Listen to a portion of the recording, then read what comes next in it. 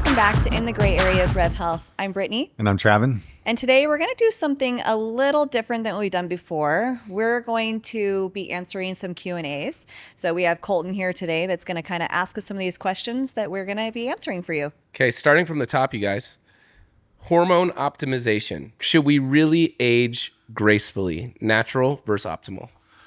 Oh, that's a tricky one. Well, I think the only way to age gracefully is optimally. Yes, but I think the question at hand really is like, do we address it or not? Which we would absolutely say we do. And the benefits behind like protection and prevention when it comes to like metabolic disease. Yeah, well, that's what I mean by like, I don't think you can age gracefully naturally, because to age naturally means a decline in hormones. And so naturally that's going to lead to things like muscle loss, bone loss, fatigue, like all of these things that we associate with age. That's what's going to happen if you just let things progress naturally, right? When you come in with like hormone optimization intervention, that's how you do age, right, gracefully, and that you can like keep your youth and vigor as you age. Quality of life. Yeah, absolutely. Yeah. Is testosterone the new Prozac? Hell yeah. I mean, it should be. Yeah, I mean that goes back to, we always talk about when the whole normal versus optimal thing. Like if a guy or a girl comes in and complaining about, like not having energy, not having motivation, just feeling like down, like lack of like just decline in well-being, right? And it's like, those are the things that the doctor's gonna be like, yeah, here's your prescription for antidepressant. When a lot of times, not every time, but a lot of times, just addressing hormones like testosterone and thyroid is going to naturally like bring those things back up to normal. Yes. And even with that being said, testosterone first and foremost, if we were just to give somebody testosterone, they would feel dramatically better. Yeah. Like I don't think anyone should be given a prescription for an antidepressant unless you've tested hormone levels first. Like that should be the very first thing that you address. And it's like, okay, let's give that person testosterone. Not only are we going to address the symptoms they're having for depression, but now it's easier to lose body fat. It's easier to put on muscle. Like, all of these other cool benefits that you get besides just the, depression symptoms. I want to talk about the estrogen paradox. Okay. Demonized or deficient? Great question. Yes. I mean, both. Yeah.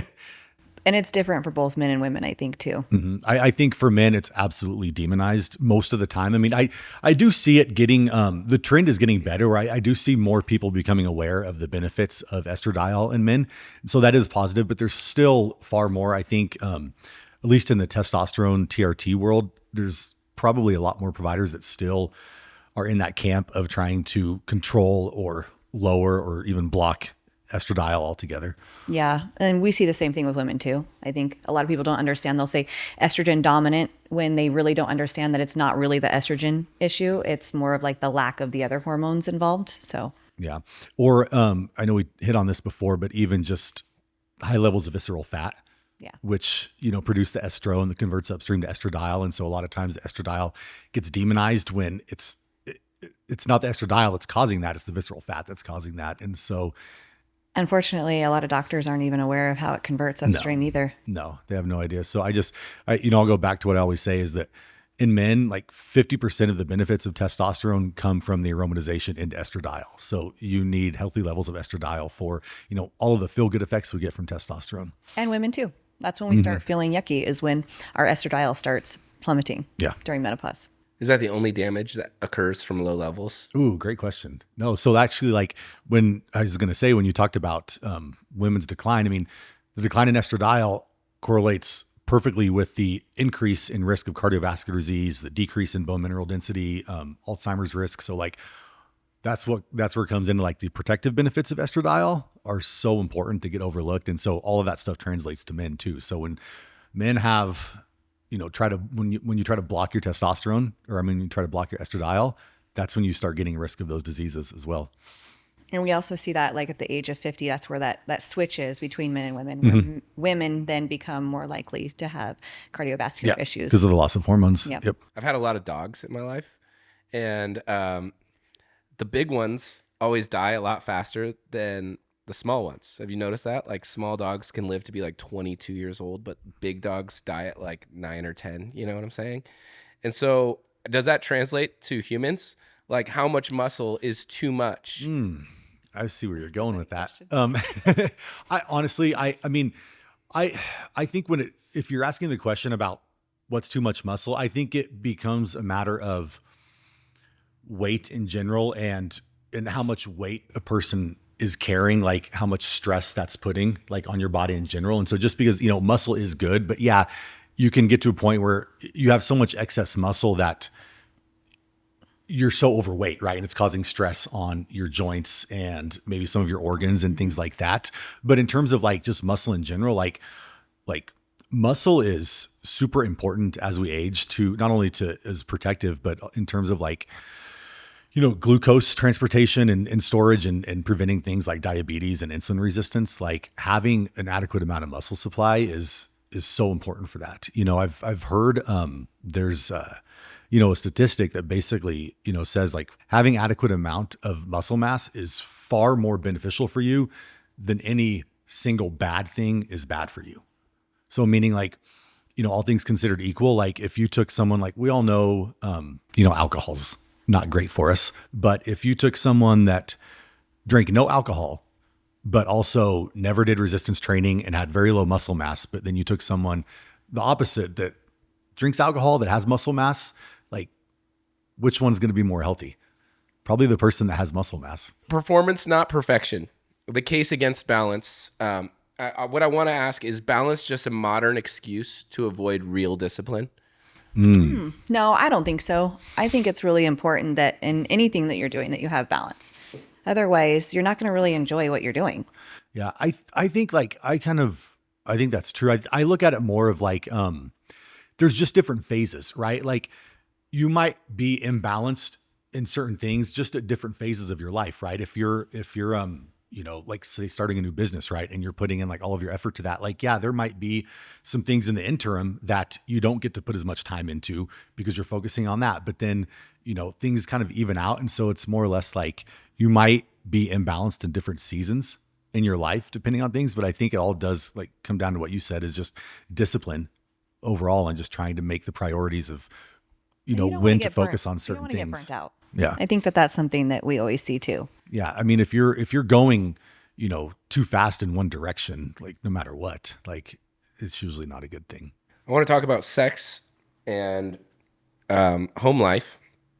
So how can hormone health save or quietly ruin marriages? Have you seen it go both ways or? Easy one. Yeah. Just recently, I took the kids to the grocery store and I was in the grocery store and I had this lady come from behind and she was like, "Are you Britni?" I'm wearing Rev shirt. And so I turned around and I was like, "Yes." And I'm in a hurry with the kids. Why'd you say yes like that? Like you didn't know what you, I'm like, what's like, who wants to know? And then she said to me, she's like, "Look, I've been working with you guys for a month and I want to tell you that it has changed my life." And she started like getting tears in her eyes and she was like, "It saved my marriage." Wow. Yeah. Wow. And so, I mean, absolutely, it's incredible. And that is the most rewarding feeling too, because like we have our own story that we want to be like now helping people and be an advocate for them. But to actually hear that back too, like it's helping and it's changing their lives dramatically. And that's 1 month. Yeah, and it's huge. And it's one of them in the relationship. Yeah. And sometimes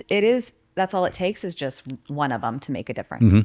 And it's so multifaceted too, because I think we did a whole episode on the importance of sex and, hormones and sex and how, that intimacy in a relationship can go both ways, right? I mean, it can really help or it can hurt if it's not there. But then you also have just, like someone's mood and character and how like, even when like Levi was on and he talked about just, before, having low testosterone and just having like a shorter fuse and not being as emotionally present in there. And so it's like all of these things can go together to where if you're like, yeah, you're irritable, you're moody, you're not happy, you don't have motivation to go do things, you're not spending quality time together, you don't have the intimacy, like sure, that can ruin a marriage. Yeah. And then on the flip side, like you correct all that stuff and all of that stuff changes for the positive. And just like that lady said to you, like it can fix a marriage. It's pretty incredible. Yeah. Do you guys believe that the medical system traditionally is broken? And if so, what do you guys think people need to know? Yes, that's such a great question. I think that it's broken. Yeah, it's broken. I think the first thing people need to know is like, you have to make an investment in your health. I think that with our medical system, everyone's so focused on insurance, right? And their insurance coverage, and they want their insurance to cover everything. And so like they want to see their primary care doctor for everything, but that person is not equipped, or they don't have the time to focus on your wellness, your longevity, your overall health. If you have a car accident, if you need surgery or something like that, we are set up great for those types of things, right? We have some great surgeons, we have great specialists, but just in general health and wellness, like you really have to take that into your own hands. I think it's really sad too. That's one of the first questions we hear when people come to us is like, oh, do you take insurance? And you say no, and they just turn around and walk away. Yeah. Like if you're not prepared to like make an investment and spend some money in your health, then like really like what kind of like your priorities are really kind of messed up at that point. Because if you can do anything you want in life, but if you don't have your health, like what do you really have? Yeah. And when you're going to your general practitioner, they don't specialize in anything. They know a little bit about everything and what they were taught at school. So if you're going to somebody for hormones, you really should go to somebody who specializes in this, that you know that they actually spend the time and money themselves to invest in their team to always bring the best quality, like evidence-based treatment. Yeah. You can't get to the bottom of anything in 10 minutes. Yeah. Okay, I want to talk about big pharma versus biohacker. We've got TRT, we've got peptides, GLP-1s. I want to know what's science, what's hype, and what's being suppressed. That's a really great question. There's a lot. That's a loaded question. Does not like the word biohacking. I don't like the word biohacking because it just is like, I don't know. I picture like some guy with his like blue light goggles on and his LED lights and just, all these things are fine. Right. But it's just, when I hear the word biohack, sometimes I think like there's so many things usually that are on the list of priorities that you should be focusing on. And it's like for the general public, when they see these biohackers talk about things, it's like, okay, yeah, that's good advice, but let's first like make sure they're just eating right and moving their bodies, right? Which a lot of people don't, but they think it's like, oh, I'm going to do a cold plunge 3 days a week and make up for it. Mm-hmm. Yeah. Cause I think that right now there's a huge, like, peptides are a buzzword, right? And the GLPs too. And that's something that not a lot of us were familiar with just a few years ago. So what's your take on, because the peptides and the GLPs have been around for a long time. I think the GLPs are one of the biggest things in medicine that we've had in 100 years. I mean, like as far as like for weight loss and insulin resistance and reversing diabetes, I mean, they work very well and very little side effect profile. So like, I think those are fantastic tools to use.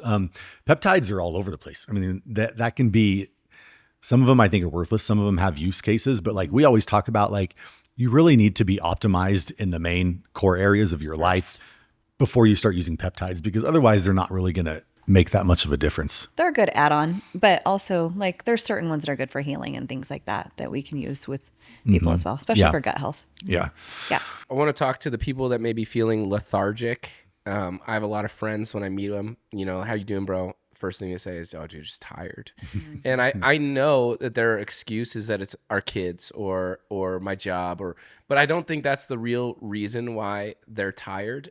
What would you guys say is the real reason why average American right now wakes up, got a full 8 hours of sleep, and they're still tired? I think a lot of it has to do first and foremost with like priorities, with diet and exercise, and then hormones, because we're seeing that like men and women both don't have even half the amount of hormones that they should have. So they're literally running on fumes day to day. Yeah.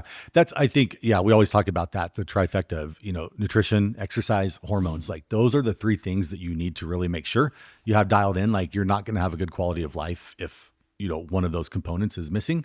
I think sleep is huge. I've really, as like been spending a lot of time looking into, like undiagnosed sleep apnea, because I've been seeing it a lot more with a lot of guys that come to see us. And so, trying to find some good solutions that we can help offer those men, because I think that's super prevalent. And if you have sleep apnea that's not addressed, like no amount of hormones and anything else is going to make you feel good every day. Like, so that's a big issue I see that's becoming more and more.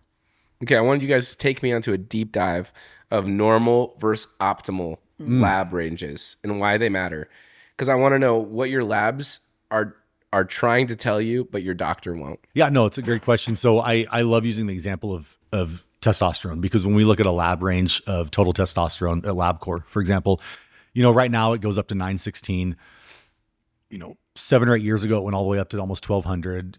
30 years ago, it went up to almost 1600. And so it's like, we keep seeing this normal range being compressed further and further down. And most people, and like we talk about some of these providers that don't understand this, like they're so fixated on like keeping their men between like 700, 900, like, oh, let's keep you under 1,000 because anything above that's dangerous. But they have no idea that just 30, 40 years ago, that went all the way up to 1600 and men naturally had those levels. And so it's like, okay, it was okay then, but now it's dangerous if it's above that. And it's like, it's one of those things that drives me crazy and why I hate this fixation that so many people have on like what the number is. Yeah, we talk about normal versus optimal a lot, but like getting past that number first and foremost is so important. There's so many women especially that are like, what number are we trying to reach with my testosterone? And I have to like shake them and say, we're not looking for a number. I want you to feel good.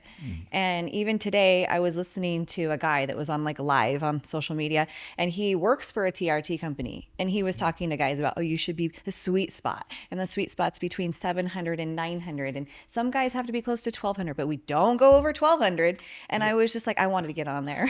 Like if you have any sort of understanding about how hormones work, you would know like how ridiculous of a notion that is. And it's like, you look at just this snapshot in time of like what your serum blood level is, and you don't know how many, androgen receptors that person has. You don't know how many endocrine receptors that person has. You don't know how, like, Insulin what kind resistance. of, hormone, like receptor site sensitivity there's, binding proteins. There's so much that goes into like how your body can utilize that testosterone. To just assume that everyone fits within the same narrow window is absurd.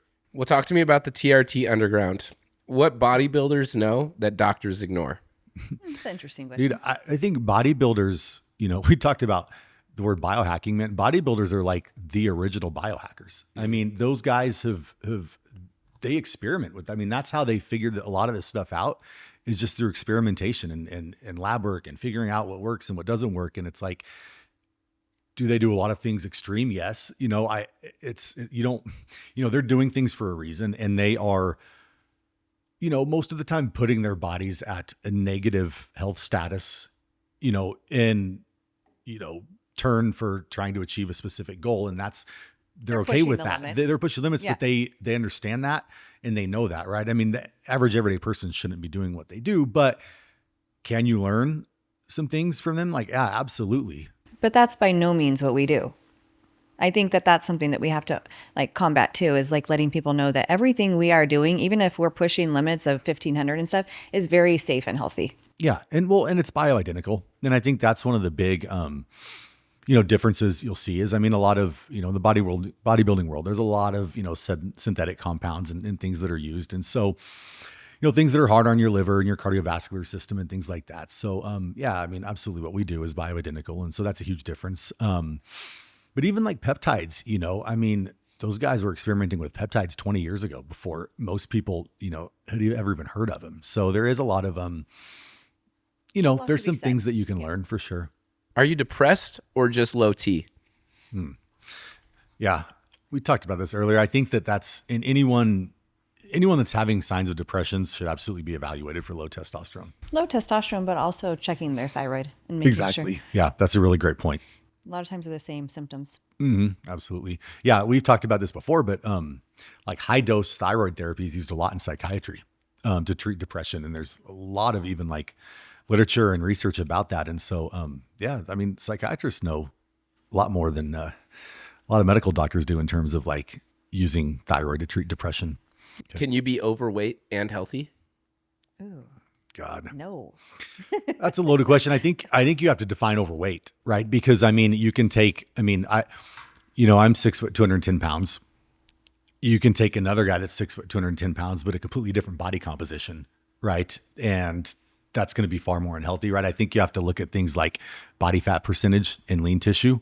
So, when you break it down to like just, I think it's more about a level of like, fat, in body fat and visceral fat, and looking at those things in terms of being unhealthy. But if you have, high levels of body fat, no, I don't think you can be healthy. Because you would be considered overweight is what you're saying. Yeah, maybe on some scales like a BMI or something like that. That's just looking at like height and weight. But yeah, I mean, I don't think you can have high levels of body fat and be healthy at the same time. If somebody comes up to you and is talking to you about their interest in getting some therapy because maybe they've been depressed or maybe they've been, would you say that therapy is more important than hormone optimization, or like therapy versus hormone optimization? Do you think they could avoid it? Like if you had one, you could avoid the other? You mean like counseling? Counseling, yeah. Yeah. I mean, we've seen that ourselves. We've seen people that have tried counseling and are even put on medications. Then they come to us, they address their hormones, and not only are they getting off their medications, but they no longer need to go to therapy. Yeah. And I think it's also can kind of be comparing two different things because, someone might be seeing a counselor for like a traumatic event or something that they're going through that very well, like that they benefit from talking through or things like that versus just, having a hormone deficiency that's causing your depression or, whatever you're going through. But like we do have a patient that said in the last like 4 months, she's been on her hormones and she has some trauma that they've gone through as a family. And she's just able to even like work through it more calmly and just easier. Her emotions are more controlled and stuff, which helps. Yeah. All around. We've talked about that a lot. Like hormones help you manage and cope with your emotions a lot better. Yes. Yeah. What do you say to the person that says it's cheating to optimize? It's a bummer for them. Piss off. Yeah. Bummer for them. If you're not cheating, you're not trying, right?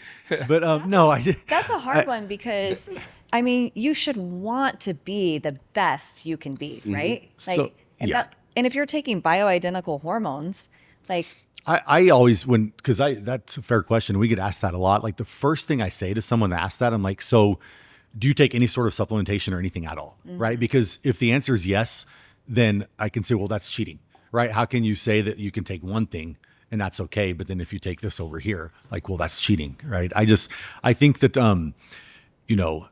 like you said, I'm going to do everything I can do to be as optimal as I can be. Like, absolutely. And I think that we don't live in a natural world.